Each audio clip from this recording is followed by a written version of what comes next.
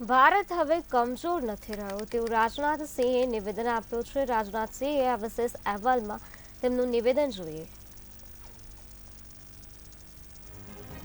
ભારત અને ચીનના સૈનિકો વચ્ચે થયેલા ઘર્ષણ પર બોલ્યા રાજનાથ સિંહ। અંગ્રેજોની ધરતી પરથી રાજનાથ સિંહનો ચીનને જવાબ। ભારત હવે કમજોર નથી રહ્યું। બ્રિટન સાથે સમૃદ્ધ ભાગીદારી ઈચ્છે છે ભારત। ભારત સંરક્ષણ વસ્તુઓની નિકાસના મામલે ટોચના 25 દેશમાં। રાજનાથ સિંહ હાલ બ્રિટનના પ્રવાસે છે। તેમણે કહ્યું છે કે વડાપ્રધાન મોદીના નેતૃત્વમાં ભારત સતત આગળ વધી રહ્યું છે। ભારત પહેલા રક્ષા સાધનો મામલે સૌથી મોટો આયાતકાર દેશ હતો।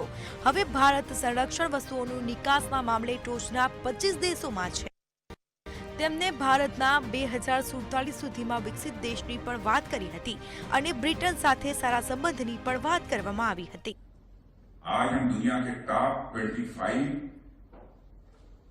कंट्रीज में हम आकर खड़े हो गए हैं डिफेंस आइटम्स एक्सपोर्ट करने के मामले में। अब 1,08,000 करोड़ से अधिक का हो गया हमारा डिफेंस प्रोडक्शन। ભારતના રક્ષા મંત્રી રાજનાથ સિંહ હાલ બ્રિટનના પ્રવાસે છે અને આ દરમિયાન તેમણે ચીન વિશે એક મોટી વાત કહી છે।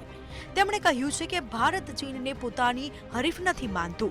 કદાચ ચીન એવું માને છે કે રાજનાથ સિંહે કહ્યું, અમે કોઈને અમારા હરીફ નથી માનતા। 2020માં બંને વચ્ચે સામસામે લડાઈ થઈ અને અમારા સૈનિકોએ ચીનના સૈનિકોને માત આપી હતી। चाइना को मानते तो हैं, भारत का अपोनेंट है, मेजर अपोनेंट उसे मानते हैं। हम नहीं मानते, चाइना मानता होगा, लोग मानते हैं। हम लोग तो किसी को अपोनेंट मानते ही नहीं, वो मानता है।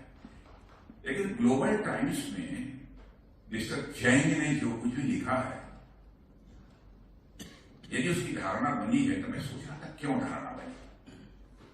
तो मुझे लगा कि शायद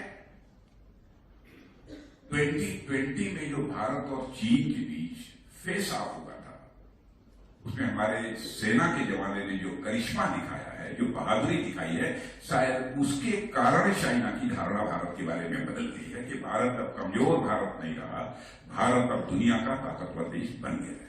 તેમણે કહ્યું છે કે આ જ કારણ છે કે ચીનનું ભારત પ્રત્યેનું વલણ બદલાયું છે। તેઓ સમજી ગયા છે કે ભારત હવે નબળું નથી। સંરક્ષણ મંત્રીએ કહ્યું કે પહેલા આપણે સંરક્ષણ સાધનોના સૌથી મોટા આયાતકાર હતા, પરંતુ હવે આપણે સંરક્ષણ વસ્તુઓની નિકાસના મામલે ટોચના 25 દેશોમાં છીએ।